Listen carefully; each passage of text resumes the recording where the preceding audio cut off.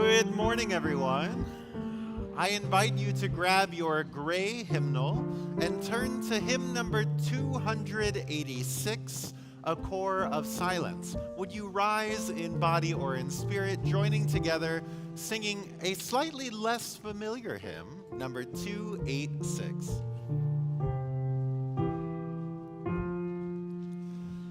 A core of silence breathes beyond all words, or else the words have little worth.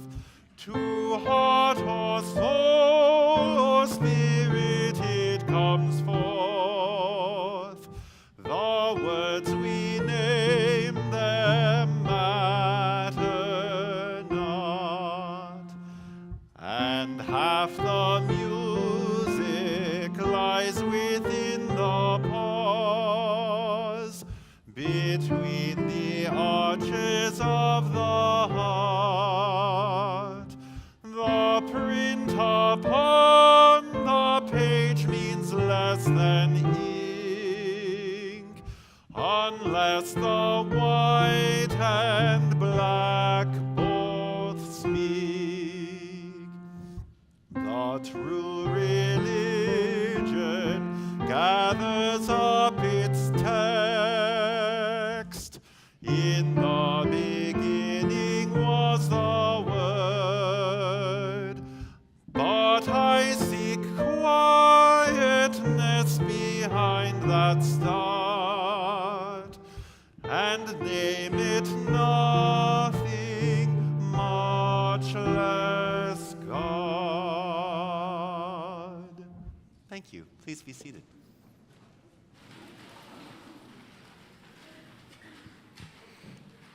Good morning. Good morning. Welcome to the First Unitarian Universalist Congregation of Ann Arbor. I'm Reverend Theresa Rohlck. I'm the Minister of Pastoral Care. I am delighted to welcome you each and all, and thank you for making the intentional choice to spend time with us this morning. A warm welcome to those joining us online. Feel free to introduce yourself in the chat and let us know where you are watching from. And if you are new, consider filling out a newcomer survey at UUAA.org/newcomer survey so we can better connect with you. If you are new and present here in the sanctuary, we invite you to a newcomer welcome after the service in the Redmond Room, which is just outside these doors, up a little ways to the left. It's a room with a sign that appropriately says, Newcomer Welcome, and someone will be there to answer your questions you have about Unitarian Universalism or specifically about this congregation. Today, we will hear from members of UUAA's Writers Group, the community of writers, affectionately abbreviated as COW, Community of Writers.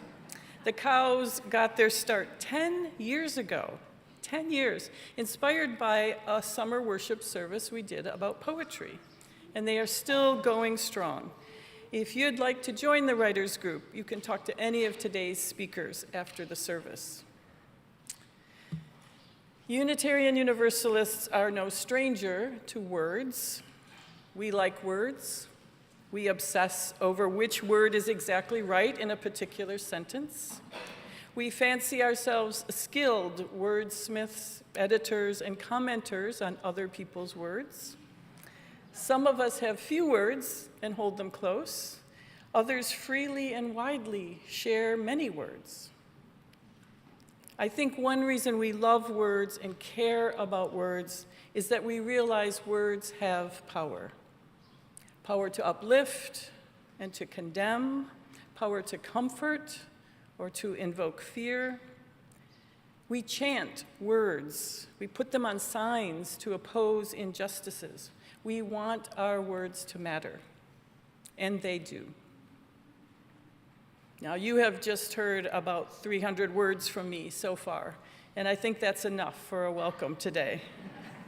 As we center ourselves and ready ourselves for the many more words to come, I offer this poem. A Word is Dead by Emily Dickinson. A word is dead when it's said, some say. I say it just begins to live that day. We are gathered in community, we are gathered for worship.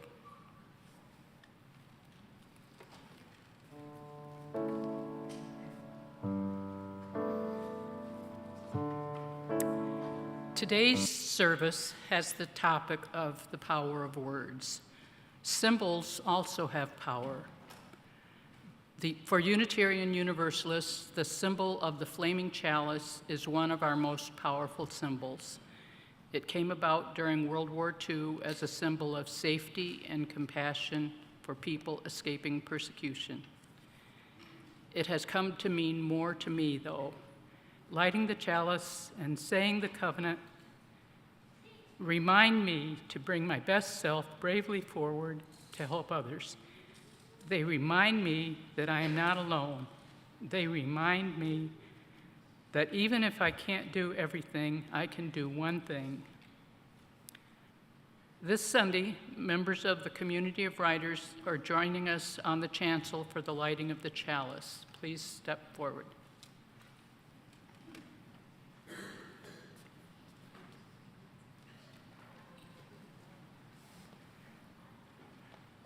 For those participating online, you are invited to light your own chalice and type in the chat, "Chalice lit," from wherever you are this morning.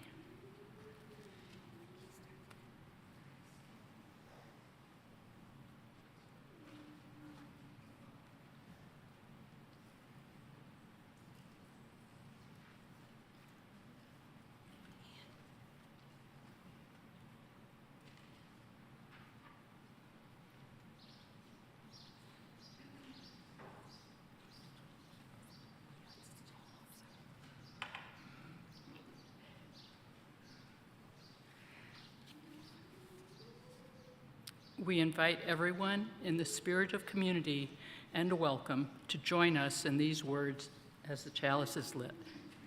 We light this chalice for the light of truth. We light this chalice for the warmth of love. We light this chalice for the energy of action. We light this chalice for the harmony of peace. Thank you, community of writers.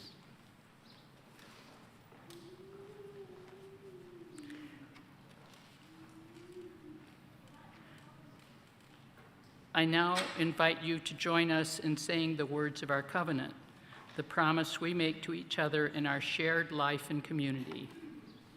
Together we say, "The spirit of this church is love, and service is its law. This is our covenant with each other, to dwell together in peace, to search for truth in love, and to help one another."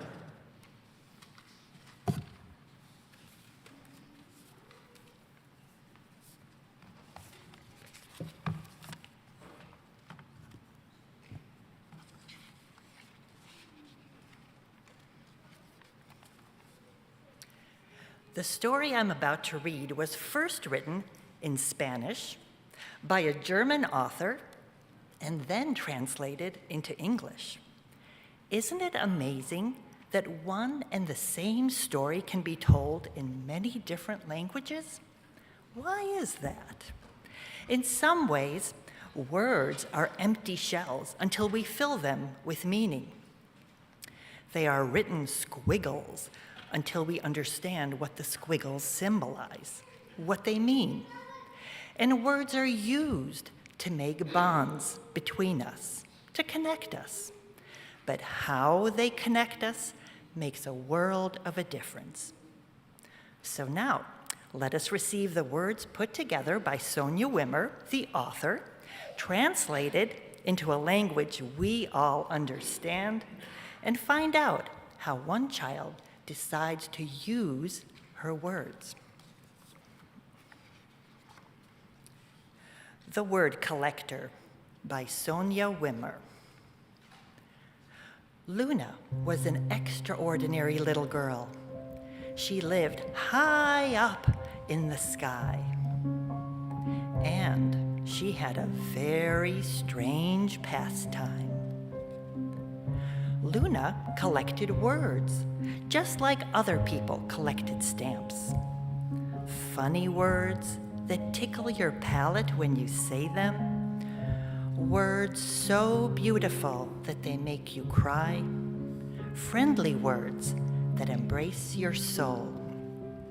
Magic words, delicious words, long and short words, funny words, crazy words, magnificent words, little words, humble words, serious words.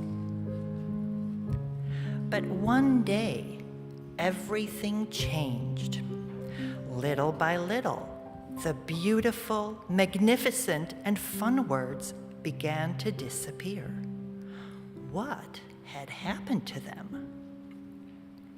Luna asked the birds, the clouds, and the travelers, and they all replied the same thing.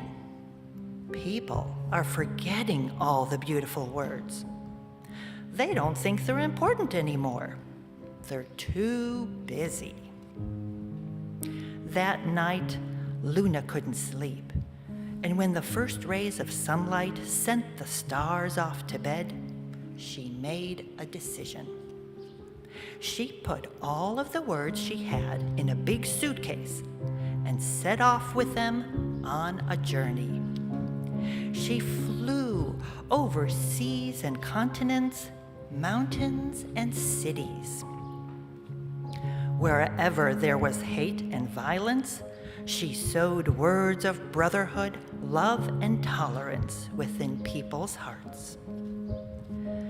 Wherever there were people who were sad and lonely, she wove threads of warm words, words of friendship and compassion. And where everyone was too busy to laugh together, blind to the miracle of nature, she scattered the craziest, funniest, and most magical words she had. And the words tickled them in their noses, on their tongues, and in their ears. But oh no! Suddenly the suitcase was empty. There wasn't a single word left. Luna was desperate. But then she saw that people had started to throw letters to each other like balls. They invented new words. They gave them to each other. They shared them, and they let them fly away again.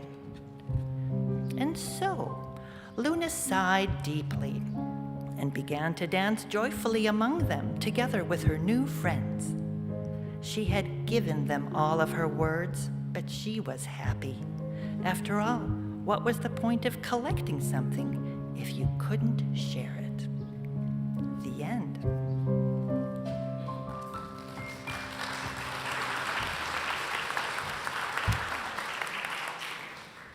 Now is the time in our service when we bid a fond farewell to the youngest among us, as we sing with love and affection as our youth and children follow their leaders to their program. Will you join me in singing This Little Light of Mine?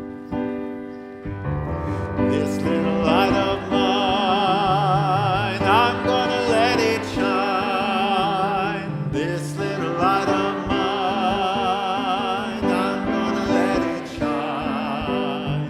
This little light of mine, I'm gonna let it shine. Let it shine, let it shine, let it shine everywhere. Everywhere I go, I'm gonna let it shine. Everywhere I go, I'm gonna let it shine. Everywhere I go, I'm gonna let it shine. Let it shine, let it shine, let it shine.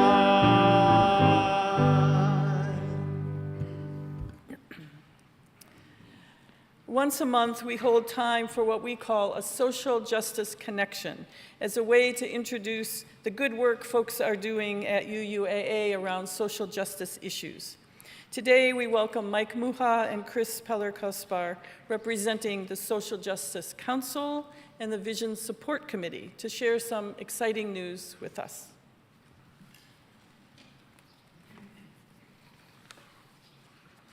Good morning. I'm Mike Muha with the Vision Support Committee. And I'm Chris Peller-Kaspar with the Social Justice Council. We have the joy of sharing some wonderful news with you today, news that reflects the spirit, heart, and vision of this beloved community. Drum roll, please.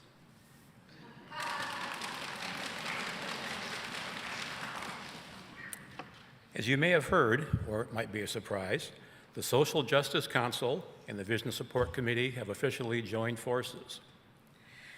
The Social Justice Council has been on a mission to inspire and empower our congregation through advocacy, education, service, and social action.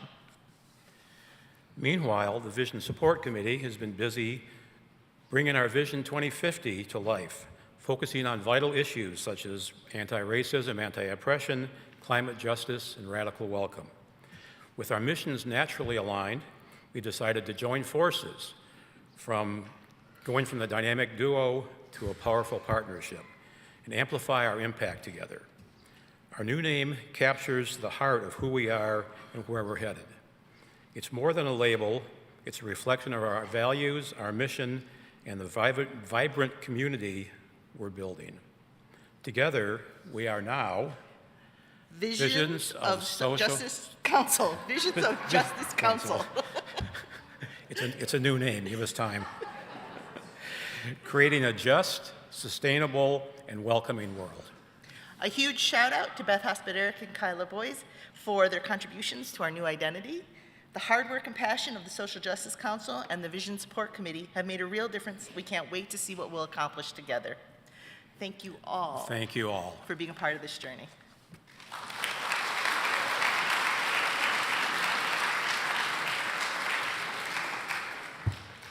Thank you both for all the work that went into creating this new merger, I guess. We know words matter, so this new name, Visions of Justice Council, was chosen with care, knowing those words will be a reflection of our values and of the absolute belief that we collectively have the vision and the power to make a difference in the world. What we do may seem incremental and at times may feel like it's not making any difference at all. But never, never doubt that a small group of thoughtful, committed citizens can change the world. Indeed, it's the only thing that ever has. Okay, some of you are thinking, wait, I've heard those words before. And you have. It's one of my favorite quotes. They are words of Margaret Mead. We are thoughtful and we are committed and we can change the world. But we certainly are not a small group. Look at the size of us and look beyond these walls into the virtual space. We are not small. I ask you now to think about how your financial contributions to this congregation can help make change in the world. Small amounts add up. Larger amounts add up. Any amount adds up. If this is a day you have enough or more than enough, then we welcome your contributions to support the ministries and programs of this congregation. You can give online, UUAA.org/giving. You can text UUAA to 73256, or you can add checks or cash to the baskets.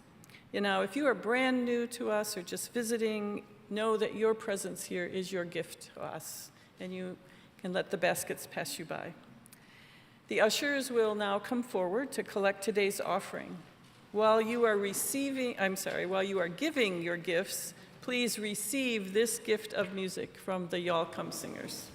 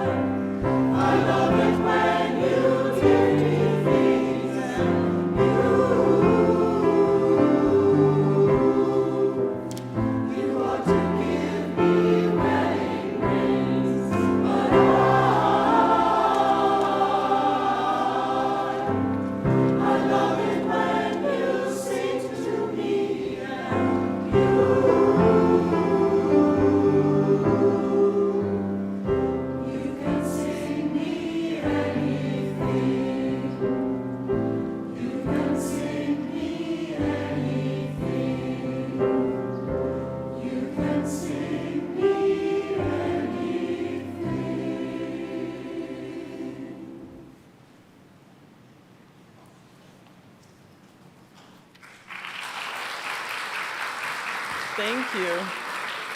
Thank you. Indeed, you can sing us anything, anytime. Wonderful. I invite the ushers to now come forward. Will you rise in body or in spirit and join me in speaking the words of our dedication? There are only 23 words. So speak them with gratitude for what we collectively make happen each week. Let us say together, to the work of this congregation, which is weaving a tapestry of love and action, we dedicate our lives and these our offerings. Thank you. You may have a seat.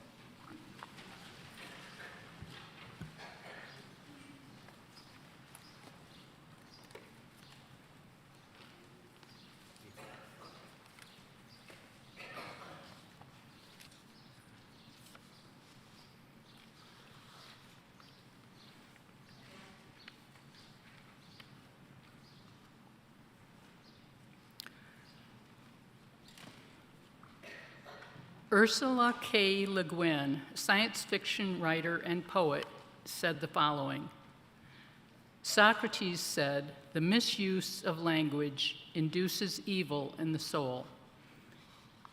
He wasn't talking about grammar.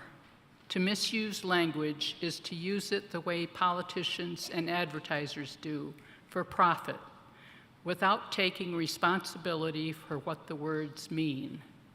Language used as a means to get power or make money goes wrong. It lies. Language used as an end in itself, to sing a poem or tell a story, goes right, goes towards truth. A writer is a person who cares what words mean, what they say, how they say it. Writers know words are their way towards truth and freedom, and so they use them with care, with thought, with fear, with delight. By using words well, they strengthen their souls. Storytellers and poets spend their lives learning that skill and art of using words well, and their words make the souls of their readers stronger, brighter, deeper. Ursula Le Guin seems to be specifically speaking about poets and storytellers. We're all storytellers. If you have conversations with people, you're a storyteller. She suggests that we look at how we use words. I agree, but it isn't always easy, having been raised in a culture where we are used to polite conversation, answering fine when someone asks how we are. There are other cultures that ask, "How is your journey?" rather than ask, "How are you?" It feels like we are conditioned from an early age to say fine. There's a company which markets itself with the logo, "Life is Good." I bought a t-shirt from them with a picture of a kayaker on it because kayaking always makes me feel better. I hardly ever wore the shirt, though, because I was too aware that for many people, life was not good. A neighbor of mine has a wheel cover on her SUV which has that logo, and I wonder if it might invite an act of road rage sometime. Truth and honesty can be painful, but without it, we are gaslighting one another and maybe even ourselves. Social media adds another wrinkle to this whole conversation. It is easy to compare one's insides with another's outsides. How many times have we read the wrong meaning into a text or email? I could use my time in front of my friends to rant about all the lies being told. Saying fine seems like such a small lie when there are big lies all around us. It would be so easy for me to get on that rant. Maybe, though, the better thing to do would be to, in one conversation at a time, be honest and listen to one another's stories. And hear, be a witness. Peel back a bit of ourselves and learn that we are more alike than different. While speaking of the power of words, there is also power in silence. walking silently on UUAA's 40 acres, feeling its history through your feet, listening with your senses, holding space for someone in your heart, while listening to a breeze rustle leaves, feeling sunlight warm your face. When I've walked back there, I've had words bubble up that I didn't know needed to be written down. I always try to carry a pen and paper with me for just those moments when a word or a phrase bubbles up and doesn't want to be contained. I guess I'm old school that way. I write so that I can capture a moment, share a feeling. These things can happen honestly, in spite of the chaos which swirls around us. That's one of the things I like about UUAA. It's a safe place to be honest with one another, a safe place to be honest with yourself. It's a place to start. The arc of the universe moves towards justice.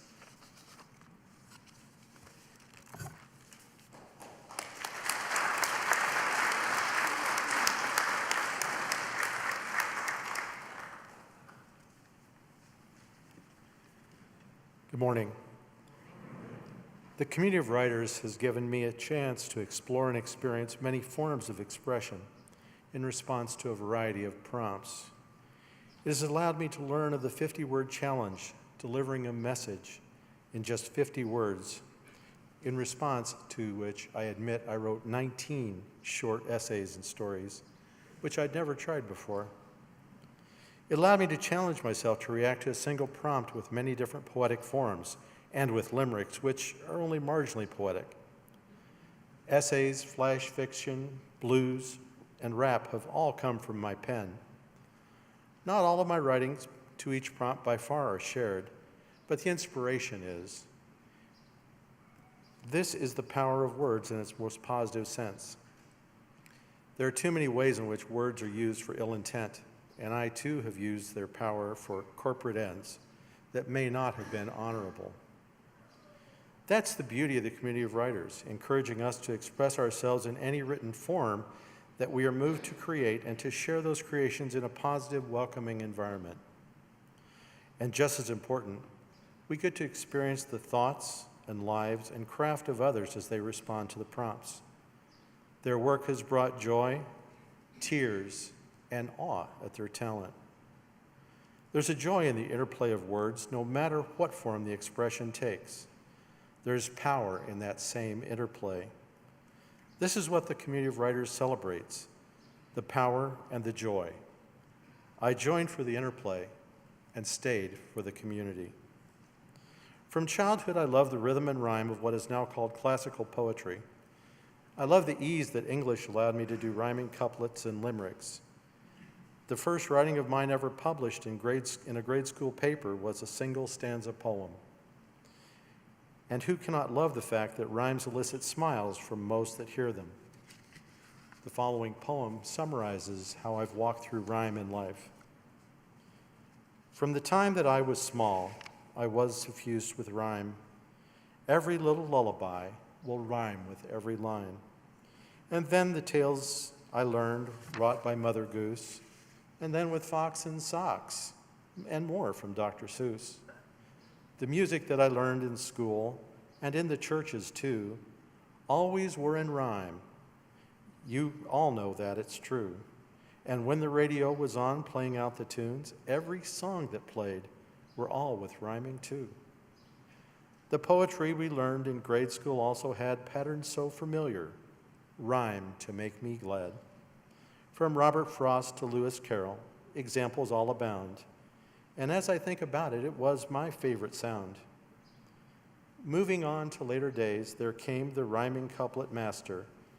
Good old Will was quite the best, from comic to disaster. Once I became a parent, the rhyming came again, reading to my little ones, reminding me of when I too love Shel Silverstein, and oh, there's Seuss again. Even for occasions in life both light and dark, some cards filled up with rhyme, thanks to old Hallmark. And so it goes throughout my life, rhyme embraces me. And poetry without rhyme, well, it's just not right, you see. So if one day I sing to you, in rap or blues or pop, all my songs will surely rhyme. It really just can't stop.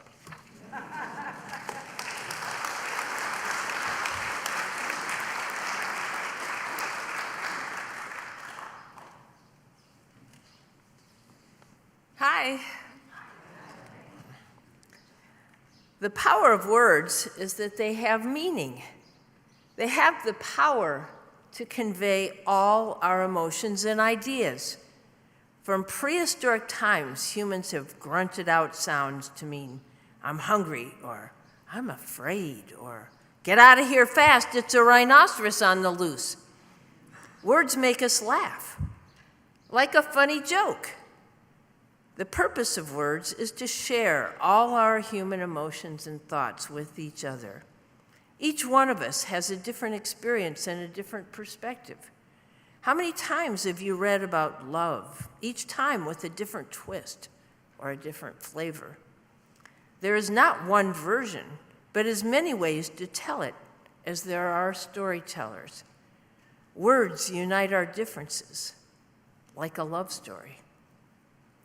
Words carry weight, or they have no meaning at all, depending on how well we listen.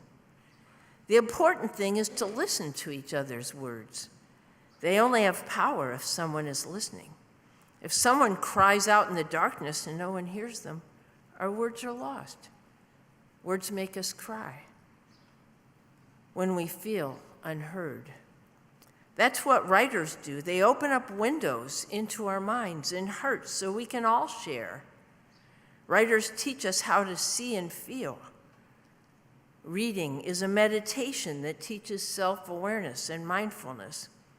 Writers bring us together so we are never alone. That's the power of words. We are not alone. And here's a funny poem, so enjoy. WORDS. Hard drive, overdrive, drive through, drive away. Remember drive-in movies? Drive by, drive up, drive shaft. Put on the brakes.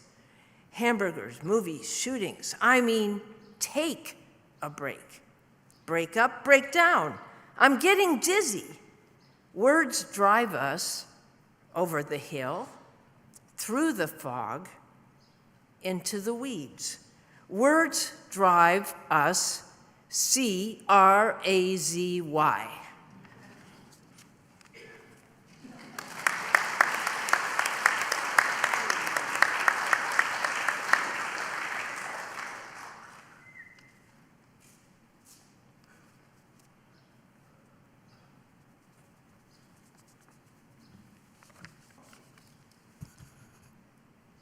Moo. That's the cow thing, I guess.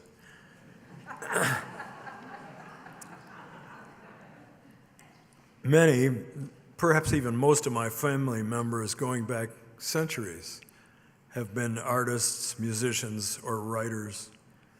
My father published more than 20 books on horticulture and wrote several volumes of poems, a few of which I included in my first collection of verse. Mother was a concert pianist who gave up her promising career to raise a family and teach piano to the local kids. She was fortunate to travel to France and study piano with Nadia Boulanger for a year in the 1920s, where she fell madly in love with a dashing young poet. So, back when I was 8 years old, Mom encouraged me to write poems. Fortunately for this congregation, none of that has survived. But in college, once I fancied myself a grown-up, I started to recognize the power of words, the power of poetry, the simple, glorious satisfaction of self-exposure through writing down the words. I was lucky to study under Newell Farr Davis, the best-selling author of Lawrence and Oppenheimer, Newell was a man whose wisdom I often think of when working on a particularly hard piece. He told us repeatedly in his writing seminars that what one must do when faced with difficulty in writing is to just keep writing down the words. Thus, the anchor poem of my first collection of poems became writing down the words. So, as a shape poem, which, there it is, up on the screen there. As a shape poem, it has the power of striding toward a goal, pointed towards something which the writer views as important, the power of poetry, the power of words. The aggressive arrowhead shape is intended to draw the reader into the rhythmic movement, the cadence of the words, and the goal orientation of the work itself. Writing down the words, step by step by step. Like your feet walking like your feet are approaching a goal, any goal. Your feet, perhaps dactylic feet, approaching a goal, perhaps a poem, perhaps approaching a lover, hesitant feet. Inch by inch, foot by foot, and meter by meter. Meter may be iambic, trochaic, spondaic, anapestic, but my favorite is the Pyrrhic, neither syllable stressed. Stressless is my choice for the rhythm of our lives. The meter of my walking is the power of words. What has the feel of importance is the goal. The writing down of words is the goal. Writing the words, the end itself. Words may become a poem. Writing is like walking, step by step by step. Thank you.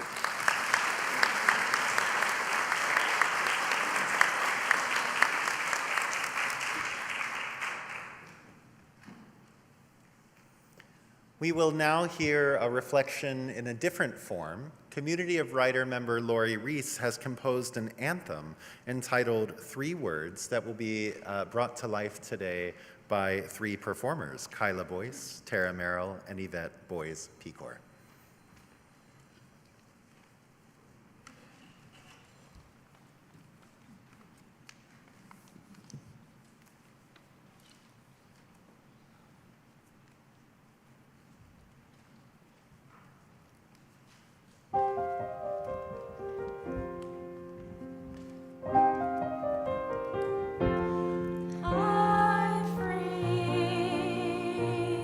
I'm free.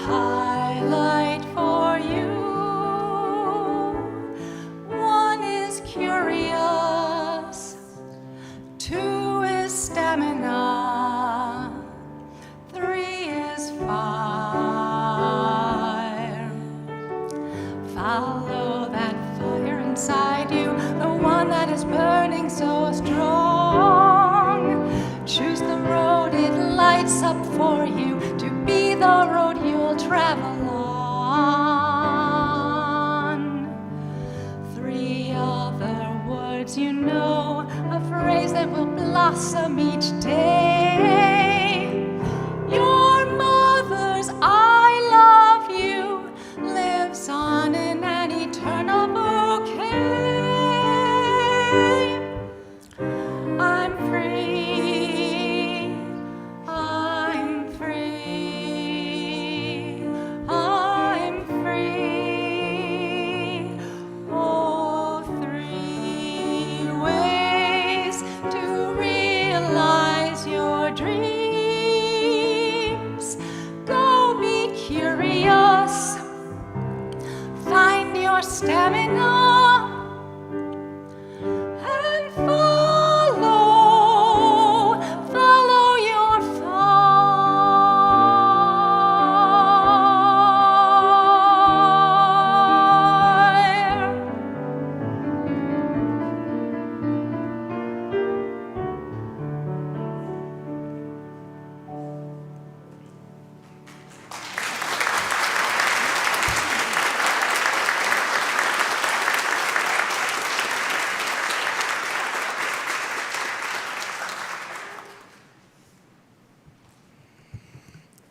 Thank you all.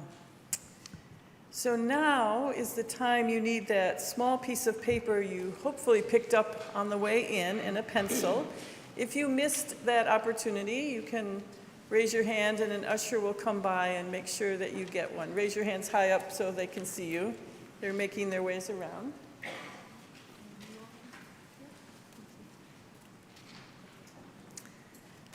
So for those of you online, I'm going to invite you to write and respond to each other in the chat.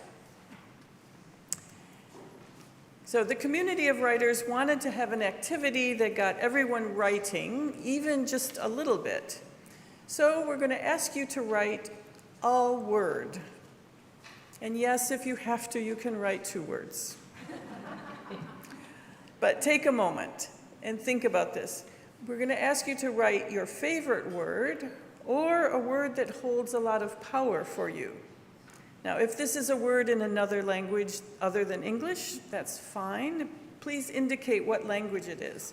We will collect all of these little cards at the end of the service, and then soon we'll create a visual word cloud that we will share with everyone. We will also include all of the words that are offered in the chat from our live stream community. So, everyone should have a paper and pencil by now. Think for a moment and write your word. Now, if you're watching online, you could just write this on a scrap of paper or think for a moment before you put it in the chat. So, take a moment, write a word.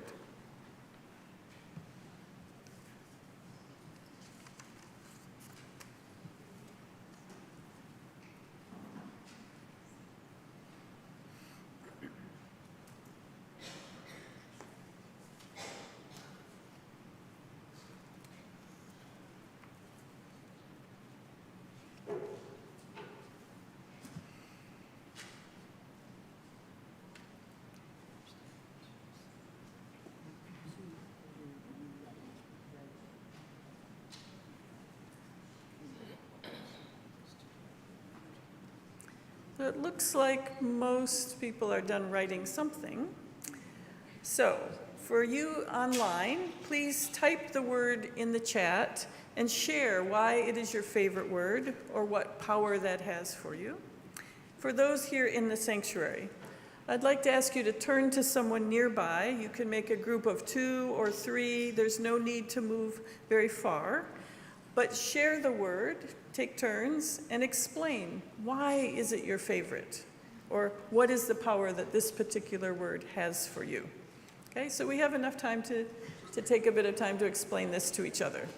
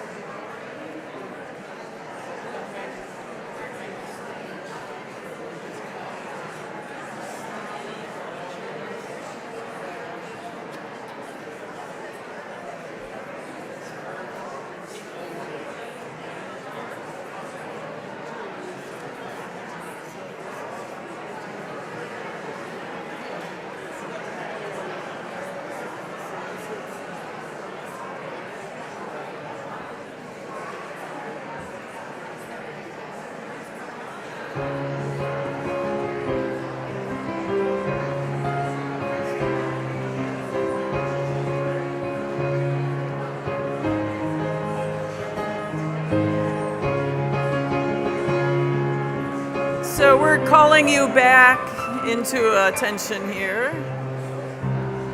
Finish up your sentence if you need to. Finish up your little last bit of story. Thank you, Allison, for assisting with that. So a reminder, as you leave, there are 2 baskets outside on the table, one to put your pencil back and one to put the card back in, okay? So we have a minute. Would anyone like to offer one of the words? Just shout it out. May. May. May. Did anyone else have that word by any chance? No. Okay, I'm not going to ask for the explanations now, but I want to see if we have any commonalities. Another word. Administration? Defenestration. Good, thank you. Defenestration. Okay, I'm going to bet there's no one. Well, actually, in this congregation, there could be another word. It's another person with that word. No other. Another word. Harmony. Any other harmony? No? Okay, another one? Grateful. Grateful. Any other gratefuls? No, not grateful. Compassion. Any other compassions? Yes, a couple, yes. Okay. Forward. Any other forwards? Yes. Empathy. Okay, wonderful. We, one more, yeah? Serendipity. Okay. You had the same word? Just how serendipitous. So thank you for doing that. And please do put them in the baskets because we'll create, you know, word clouds, right? All the words are together. And we'll probably, I don't know if we'll post it here at a service sometime or it will be out in the entryway so you can kind of see that. Thank you. And remember, as Luna said in the story, right? After all, what is the point of collecting something if you can't share it? So we will do just that. Thank you for participating in that. And I believe now we have an anthem. No, a hymn. A hymn. A hymn. So, I don't know if you might or may not be aware, our association has been hard at work lately on preparing a new hymnal to supplement and add to our current hymnals. This will be a virtual hymnal, so it's going to look and feel a little bit different. And they have been accepting submissions from composers, songwriters, folks from all over the world. We are very honored that a hymn has been accepted by a member of this community, our very own Community of Writer member, Lori Reese, who wrote the anthem we heard about a moment ago.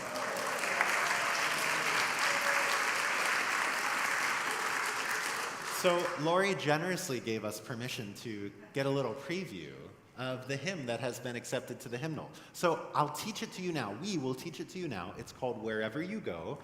Lori, is this the first time anyone has ever done this? So you can all add world premiere to your CDs. And it means this will be the best rendition the world has ever heard. So stress not. The words to start are, wherever you go, go with grace. And I'll just repeat after me. Could I hear our key, please?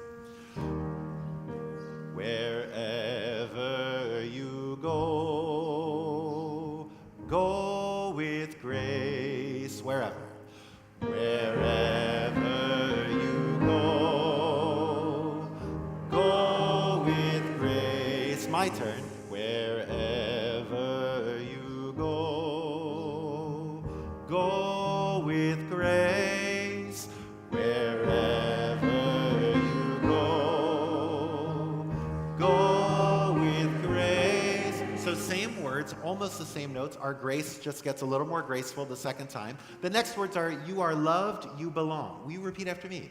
You are loved, you belong. You are loved. My turn. You are loved, you belong. You are loved, you belong. Can we try those two together? So you are loved, you belong. You are loved, you belong. One and. You are loved, you belong. You are loved, you belong. Well done. Go with grace, go with grace. Repeat after me. Go with grace. Go with grace. My turn. Go with grace. Go with grace. And then the last line, wherever you may be in life, grace. Will you repeat after me? Wherever you may be in life, grace. Wherever. Wherever you may be in life, grace. Let's just do that ending. So it'll be go with grace, wherever you may be in life, grace. Go with grace. Here we go. And one. Go with grace. Go with grace. Go with grace. Wherever you may be. Wherever you may be in life, grace. So we're going to do the whole first verse one time through. Then we're going to do it again standing, and I'll give you the words for the next verses. But as a reminder, it starts, wherever you go, go with grace. Let's try it together, yeah? One, and wherever you go, go with grace. Go with grace. Wherever.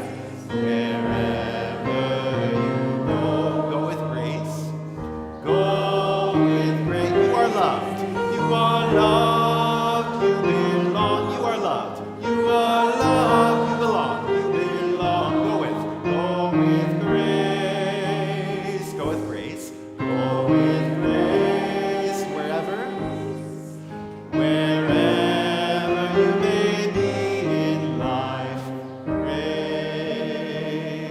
Now, is it any wonder that that was accepted into our new hymnal? How about that? So, friends, I invite you to rise as you're comfortably willing and able. The hymn has 4 verses. I'll give you the words each time, but a lot of it repeats. And we begin with, wherever you go, go with grace.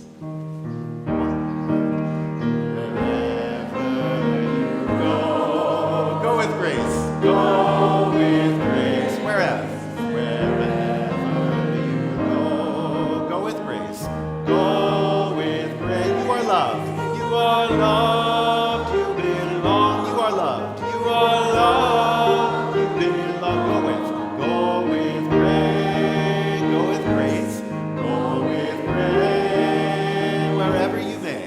Wherever you may be in life. Wherever you go, wherever, find your truth. Find your truth wherever you go. Find your truth. You are loved. You are loved. You belong. You are loved. You belong. Find your truth. Find your truth. Find your truth wherever you may. Wherever you may be in truth. Truth. Wherever. Wherever. Always dream. Always dream. Wherever you go.